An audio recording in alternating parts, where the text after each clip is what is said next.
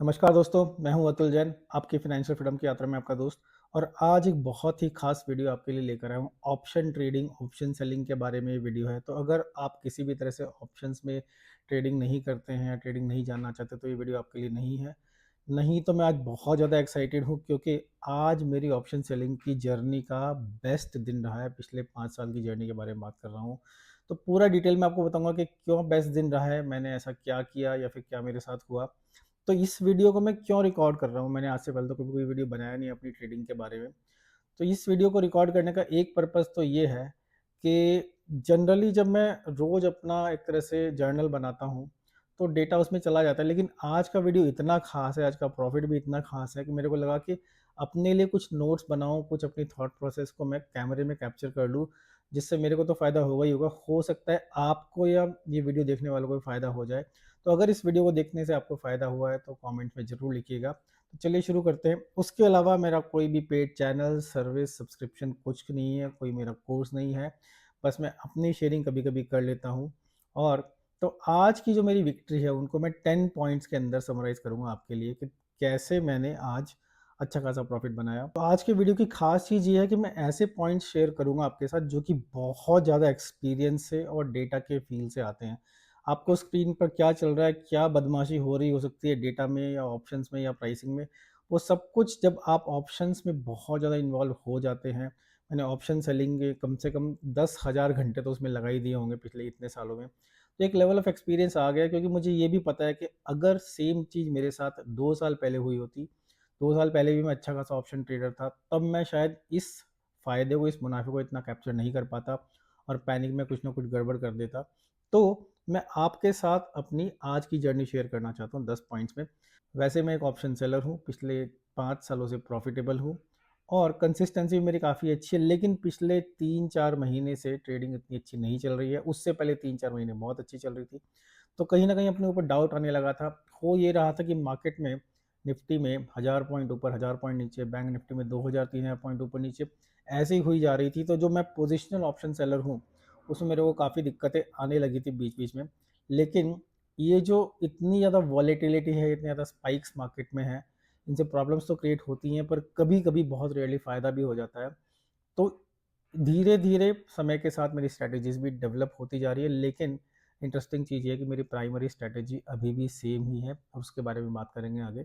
तो 10 पॉइंट्स में आज की विक्ट्री में शेयर करना चाहता हूँ आपके साथ।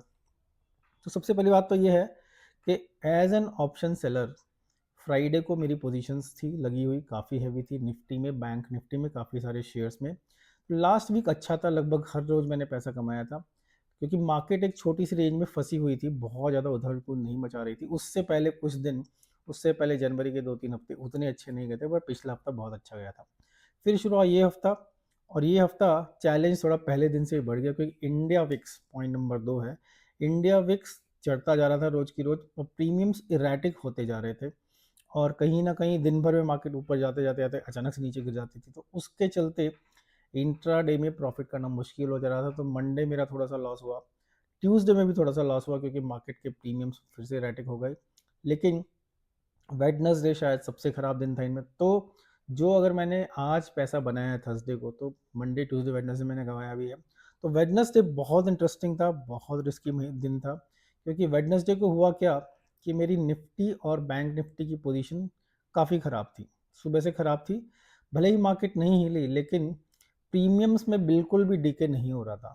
तो पॉइंट नंबर 4 ये है कि मुझे फ़ील हो रहा था कि मार्केट ज़्यादा मूव नहीं कर रही है और प्रीमियम्स बढ़ते जा रहे हैं। तो मैंने पोज़ीशंस को छोड़ दिया, काफ़ी हेवी पोज़ीशंस थी। थोड़ा मेरे को कैश फ्री करना था, तो मैंने अपनी फ़रवरी की जो थोड़ी पोज़ीशन लगाई हुई थी, उनमें से पैसा काट दिया, लेकिन फिर भी काफ़ी हेवी मेरी पोज़ीशंस लगी हुई थी। पर प्रीमियम्स इतने ल्यूक्रेटिव थे। फॉर एग्ज़ाम्पल, जो निफ्टी का एंड ऑफ डे स्ट्रैडल, समझ लीजिए 23,100 का स्ट्रैडल, जो लगभग ₹150 का होना चाहिए था, 75-75 पॉइंट्स के करीब का, वो ₹310 का था। आई थिंक 190 एंड 120 ऐसे कुछ। तो दोगुने से भी ज़्यादा प्रीमियम था।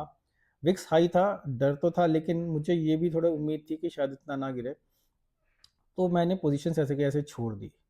पॉइंट नंबर 5 ये है कि फिर मैंने कल शाम को, यानी वेडनेसडे इवनिंग को, लगभग 3 घंटे लगाए अपनी सारी की सारी पोज़ीशंस को देखने में, क्योंकि मेरे पास निफ्टी था, बैंक निफ्टी था, बजाज फाइनेंस, थोड़े बहुत शेयर्स भी थे, तो काफ़ी हैवी, काफ़ी बड़ी पोजीशंस थी। और जब मैंने पूरे के पूरे अपनी पोजीशंस को ऑप्स्ट्रा में डाला, बहुत ज़्यादा एनालिसिस की, व्हाट इफ एनालिसिस की कि क्या होगा तो मैं क्या करूँगा। तो उस एनालिसिस की कुछ ऑब्जर्वेशंस आपके सामने शेयर करना चाहता हूँ। पूरी की पूरी एक्चुअली मेरे पास स्क्रीनशॉट भी एनालिसिस का और मेरी पोजीशंस का, खैर वो तो फिलहाल आपके साथ शेयर नहीं करूँगा। तो कुछ चीज़ें मैंने देखी वो ये थी, सबसे पहले ये चीज़ थी कि पोजीशंस काफ़ी एग्रेसिव थी, मतलब कि स्ट्रैडल्स बने हुए थे, कुछ तो बैंक निफ्टी का तो रिवर्स स्ट्रैडल भी बना हुआ था। तो काफ़ी ज़्यादा एग्रेसिव पोजीशंस थी, लेकिन दूसरी चीज़ ये है कि काफ़ी डिसेंट पोजीशंस भी थी। मतलब मेरे को ऑप्शन में डाल के समझ में आ रहा था कि अगर मार्केट यहीं खड़ी रहे, दिन भर मूवमेंट ना करे, तो मैं बहुत अच्छा प्रॉफिट कमा सकता हूँ। तो उससे कुछ कॉन्फिडेंस मिला। कॉन्फिडेंस इसलिए भी मिला क्योंकि मेरे को मार्केट चाहिए था कि ज़्यादा मूवमेंट ना करे, और पिछले काफ़ी दिनों से बड़ा मूवमेंट नहीं आ रहा है, तो वो मेरे को कॉन्फिडेंस था। प्रीमियम्स बहुत कम होने चाहिए थे, लेकिन काफ़ी ज़्यादा थे। तो जैसे मैंने बोला, 150 की बजाय 310 रुपये का प्रीमियम था निफ्टी के स्ट्रैडल में। बहुत अच्छी बात है, मतलब कि उम्मीद थी कि कुछ ना कुछ मिलेगा। हाँ, एक चीज़ जो मेरे को डर लग रहा था वो ये था कि इंडिया विक्स बहुत इरैटिक कई दिनों से चल रहा है, तो बैठे-बिठाए पिछले महीने अगर आपको याद हो दिसंबर में, जब दोपहर को 2 बजे एक्सपायरी डे पे जब प्रीमियम की वैल्यू, टोटल स्ट्रैडल की वैल्यू 60-70 रुपए होनी चाहिए, उस समय 400 रुपए थी, तो उस चीज़ का भी डर था कहीं ऐसा ना हो जाए। लेकिन फिर भी पूरी एनालिसिस करके मेरे को ये लगा कि यार कल दिन भर में मैं 2% तो बना ही सकता हूँ, क्योंकि काफ़ी अच्छी मेरी पोजीशन थी। थोड़ा सा मार्केट फेवर में रहती या फेवर में थोड़ा सा आउट ऑफ फेवर भी होती, तो भी 2% का मेरे को बहुत ज़्यादा कॉन्फिडेंस था। तो काफ़ी एक्साइटेड भी था, लेकिन काफ़ी डर भी लग रहा था कि मैंने भगवान से प्रेयर की कि भगवान आज मेरा दिन अच्छा निकाल दो। 2% भी बन गया तो मैं अपने पूरे आज के प्रॉफिट का 1% तो कम से कम किसी ना किसी चैरिटी में दूंगा। तो फिर क्या हुआ, ऑब्वियसली उससे ज़्यादा बना, तो वो चैरिटी तो मेरी कमिटेड है ही, और 1% भी अच्छा खासा अमाउंट है। तो रात को पॉइंट नंबर 6 ये है कि रात को मेरे को मेल्स आने लगे ब्रोकर के कि मेरा बहुत बड़ा मार्जिन शॉर्टफॉल है, जबकि मैंने काफ़ी पैसा फ्री किया था। फिर मेरे को याद है, अरे यार एक्सपायरी डे में ट्रेडिंग, जनरली मैं एक्सपायरी डे ट्रेडिंग नहीं करता हूँ, लेकिन इस बार फंसा होता इसलिए करनी पड़ी। तो इनफैक्ट मेरी कैपिटल का लगभग 35% एक्स्ट्रा पैसा मेरे को चाहिए था। तो इतना पैसा तो मेरे पास था नहीं लगाने को कहीं से भी, क्योंकि बहुत बड़ा अमाउंट आया था वो। तो फिर मैंने रात में सुबह में बैठ के थोड़ा प्लान बनाया कि किस किस शेयर को किस समय काटूंगा, या फिर किस पोजीशन को किस समय काटूंगा, और बाकी मैंने ब्रोकर के ऊपर छोड़ दिया, ब्रोकर को जो काटना है काटे। उसके अलावा जो भी मैं पैसा इधर उधर से जुगाड़ कर सकता था, 2 4 5 लाख रुपये, उससे कुछ मैटर नहीं करता है, वो सब पैसा भी मैं ले आया।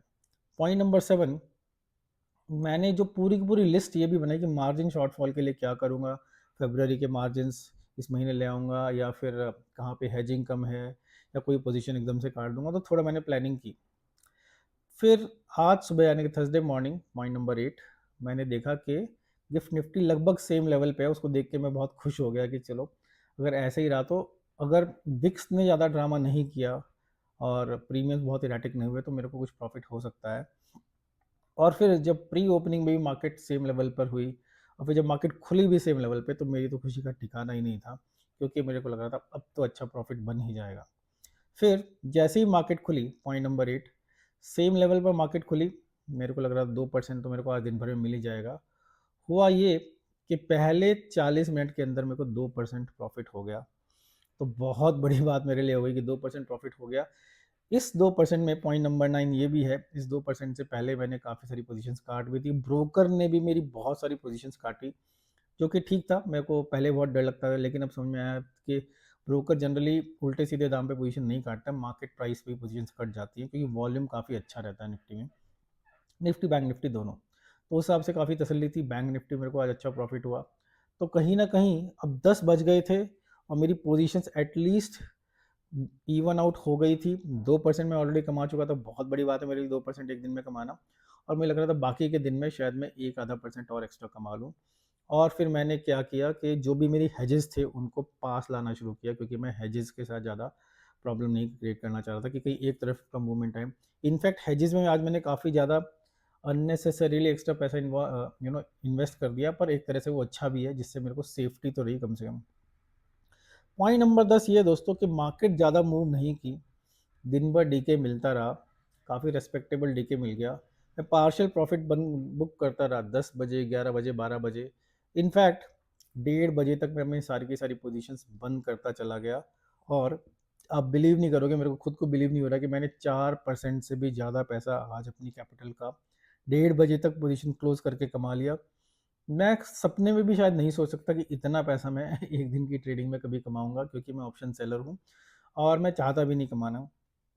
तो ये सब हुआ क्यों? ऑब्वियसली क्योंकि मार्केट ने मेरा बहुत साथ दिया, और कहीं ना कहीं मेरी अपनी एनालिसिस कह रही थी कि इतना ज़्यादा जब हाई प्रीमियम्स हैं तो थीटा डी के तो अच्छा मिलना ही है, क्योंकि फाइनली सबको 0-0 होना था जितने भी out of the money options थे। तो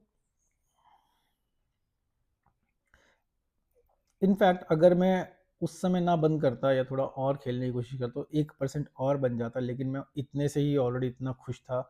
और मेरा प्रिंसिपल भी ये कहता है कि अगर मेरे को एक्सपायरी डे तक ट्रेडिंग करनी आ भी जाती है तो भी मैं 2 बजे तक सब कुछ बंद कर दूंगा, एटलीस्ट सेलिंग पोजीशन बंद कर दूंगा। कई बार सोचा है कि 2 बजे के बाद बाइंग पोजीशन लगा दूं, लेकिन हिम्मत आज तक हुई नहीं, मैंने आज तक ऑप्शन बाइंग की नहीं है। तो यहाँ पे कुछ बहुत ज़्यादा इंपॉर्टेंट की पॉइंट है जो आपके साथ शेयर करना चाहता हूँ। पहला पॉइंट तो ये कि आज की मार्केट ना बहुत ज़्यादा फेवरेबल थी, और जो दिख भी रहा था पूरे के पूरे पूत के पाँव पालने में दिख रहे थे। मेरे लिए फेवरेबल मार्केट का मतलब ये कि बहुत ज़्यादा कहीं जाने वाली नहीं है।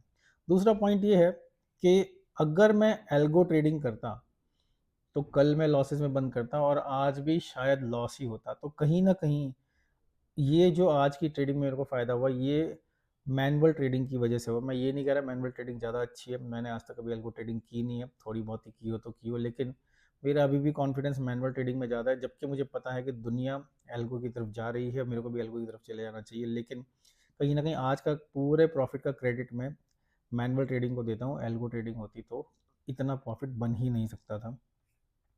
तो मेरे को लगता है कभी कभी मैनुअल जो है वो एल्गो के ऊपर भारी पड़ जाता है, पड़ सकता है।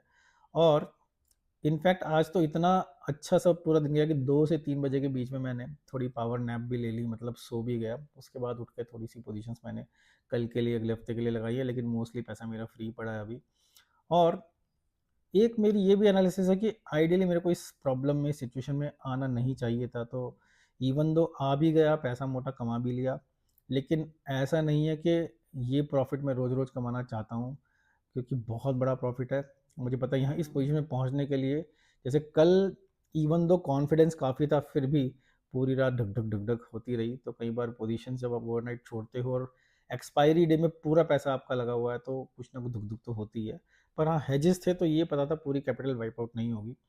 तो बहुत अनइमेजिनेबल प्रॉफिट हुआ आज। वो मेरा मैं तो उसको कभी टारगेट भी नहीं बनाता महीने का, तो फिर भी इतना हो जाता है, लेकिन डेली लेवल पे तो सवाल ही नहीं पैदा होता। महीना जो मेरा था वो डिसेंटली पॉजिटिव हो गया। और उससे एक ये भी बात हुई कि जो पिछले कुछ महीने से मेरा उतना अच्छा नहीं चल रहा था, तो फ्यूचर के लिए भी होप आ गई, कहीं ना कहीं मार्केट में कॉन्फिडेंस वापस आया कि ऑप्शन सेलिंग जिससे मैं इतने सालों से कंटिन्यूस पैसा बनाता आया हूँ, उससे लग रहा है कि यार वो चीज़ चलती है, बीच में ऊपर नीचे हुआ तो कोई बात नहीं, लेकिन एक लूजिंग स्ट्रीक मेरी ब्रेक हो गई, जो 2-3 महीने में एक तरह से लूजिंग स्ट्रीक मान लो या कम प्रॉफिट वाली स्ट्रीक मान लो, वो ब्रेक हो गई।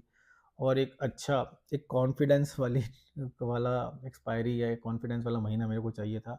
तो मेरे लिए महीना ख़त्म हो चुका है, ऑब्वियसली जो भी मंथली ट्रेडिंग करते हैं उनके लिए महीना ख़त्म हो चुका है।